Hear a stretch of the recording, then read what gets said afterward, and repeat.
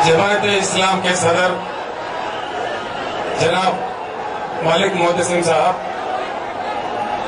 MPG के सदर हामिद महमूद खान साहब, मसनद नशीन बुजुर्गों,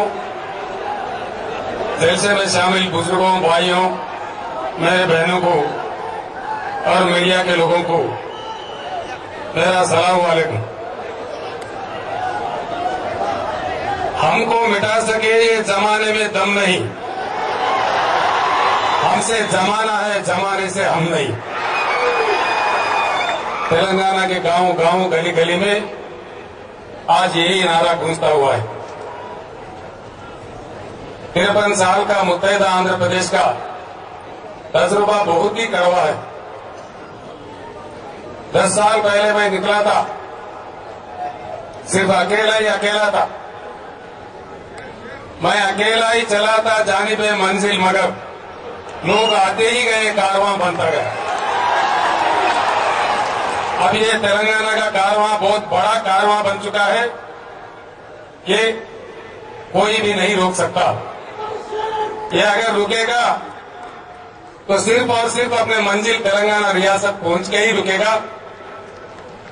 मैं तहे दिल से जमात इस्लामी जमात का सलाम करता हूं, शुक्रिया अदा करता हूं 4.5 करोड़ तेलंगाना के आवाम की तरफ से कि तेलंगाना जिद्दोजहद का जो बोझ है जमात इस्लामी हिंद ने आज उनके कांधों पे उठा लिया है और एमपीजे ने भी इस काम पे लगा हुआ है।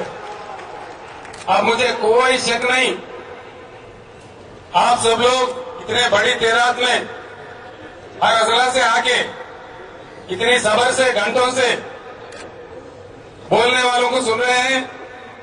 मुझे कोई शक नहीं, तेलंगाना जरूर बन के रहेगा और हम सब लोग तेलंगाना के हर वो जात के साथ नाइंसाफी हुआ। जब हैदराबाद रियासत के 36% जमहूरी हिंदुस्तान में हैदराबाद रियासत में ये सरकारी स्टैटिस्टिक्स है, मेरे कहानी नहीं है। 36% सरकारी मुलाजिमात में हमारे मुसलमान लोग होते थे। आज 1% है। अगर नहीं है तो क्यों नहीं है? वजह क्या है? बजट तो देखिए आप लोग, पूरे 53 साल में किसी एक साल में भी बजट का 1% का हिस्सा भी माइनॉरिटी वेलफेयर के लिए नहीं दिया गया। और 1953 से 56 तक काम करे तो फजल अली साहब का committee, first state realisation commission के फजल अली साहब सदर थे। उन्होंने अपने रिपोर्ट में साफ लिखा कि हिंदुस्तान के लिए ही नहीं बल्कि सारे दुनिया के लिए तेलंगाना रियासत अगर बरकरार रहे तो हिंदू मुस्लिम किस तरीके से मिलकर रहते हैं, किस तरीके से प्यार मोहब्बत में रहते हैं, कोई दुनिया को एक मिसाल की शक्ल में पेश आएगा। लिहाजा इसको तेलंगाना रियासत बरकरार रखिए, ये फजल अली साहब ने अपने रिपोर्ट में कह चुका है। इन सारी चीजों के बावजूद शरारत के साथ, जुल्म के साथ हमारे लीडरों में फूट डाल के 56 में आंध्र प्रदेश बनाए और जो उन दिनों में लड़े थे, उसके बाद 69 स्टेशन में जो लड़े थे,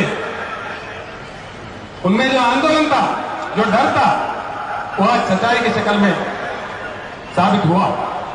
इसीलिए तेलंगाना के हर वो शख्स, हर मजहब के, हर जात के, हर गांव के, हर अजला के लोग आज जय तेलंगाना का नारा, जय तेलंगाना का झंडा पकड़ के 40 दिन से भूख हड़ताल पे बैठे हुए। आज तेलंगाना में कम से कम 3,500 भूख हड़ताल के टेंट चल रहे हैं। मैं केंद्र के सरकार से, मरकज की सरकार से गुजारिश करता हूं, और बोलते तो हमारा दिल दुखता है। निजाम हॉस्पिटल से छूट के आने के बाद से, तेलंगाना रियासत मरकज से ऐलान होने के बाद से तीसरा दिन लंबाड़ा स्टूडेंट खुदकुशी करा। 5 से नलगोंडे से लोग आए साहब, उनके आखिरी वो रिचुअल कंप्लीट करने के लिए पैसे नहीं है, एक 10-15 हजार का इंतजाम किए। 1 घंटा तक रोया मैंने, खुदा के वास्ते अल्लाह अगर मुझे वहीं से ले जाता, ये नौबत नहीं देखनी पड़ती। क्या मैं जी के आया इसलिए कि किसी के लास्ट रिचुअल्स के लिए पैसा देना पड़े तेलंगाना के लिए? ये हम ज्यादा बर्दाश्त नहीं कर सकते। वजीर आजम साहब से मैं गुजारिश करता हूं, लोग आके आपको दिल्ली में बोले तेलंगाना के मुसलमान तेलंगाना के साथ नहीं है, लेकिन मेरे आंखों के सामने क्या समंदर है।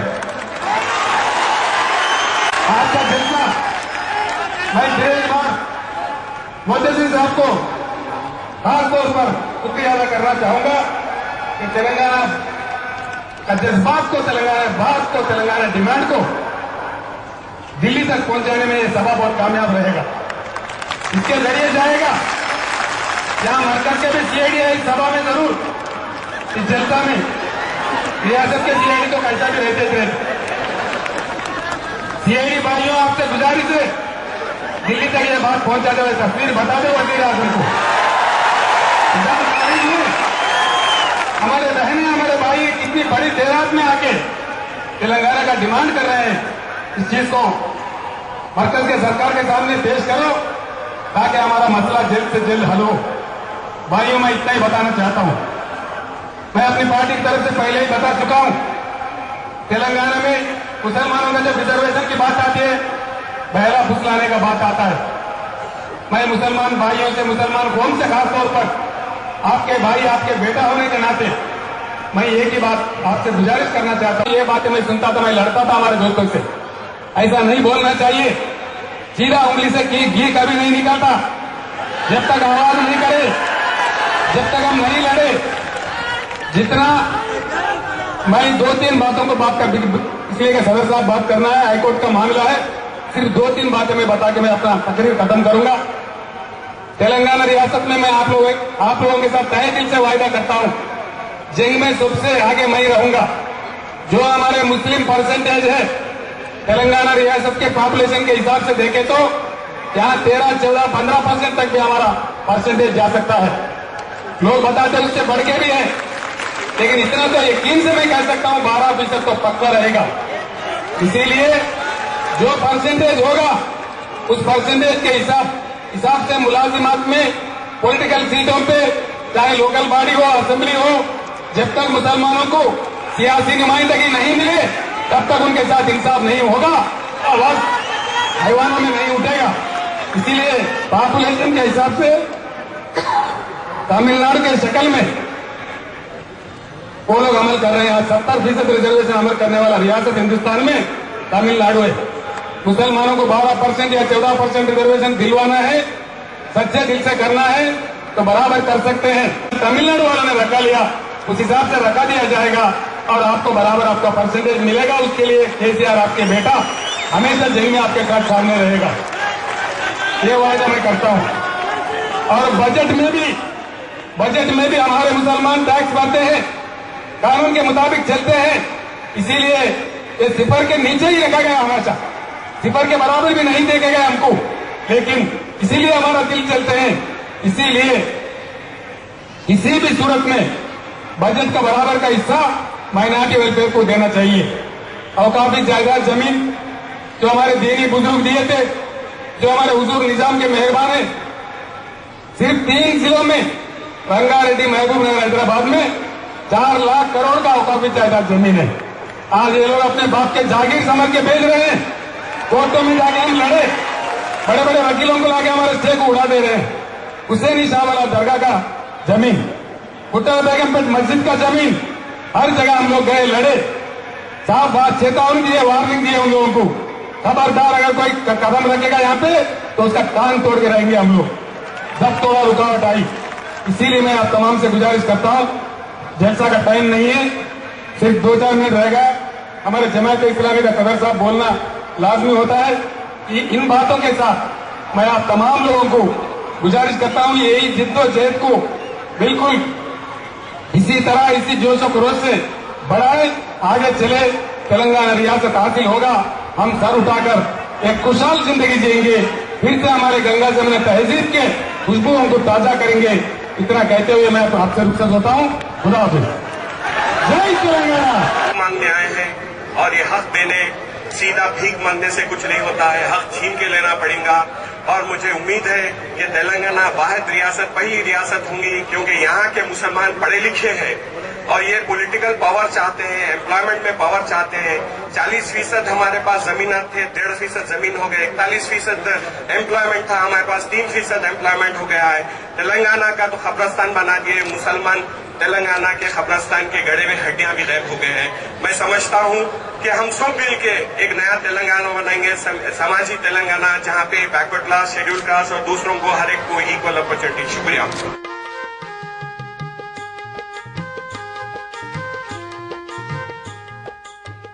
हमारी आंखों का एक ख्वाब है तेलंगाना, हमारी आंखों का एक ख्वाब है तेलंगाना, हमारी आंखों का एक ख्वाब है तेलंगाना, हमारी आंखों का एक ख्वाब है तेलंगाना।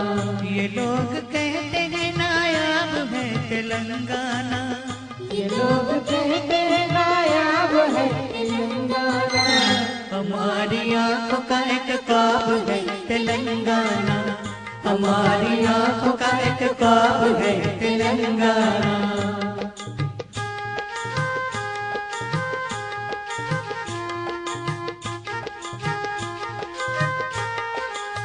वो वक्त आया है पल इसका अब मिलेगा हमें, वो वक्त आया है भले इसका अब मिलेगा हमें, वो वक्त आया है पल इसका अब मिलेगा हमें। हमारे खून से सैराब है तेलंगाना, हमारे खून से सैराब है तेलंगाना।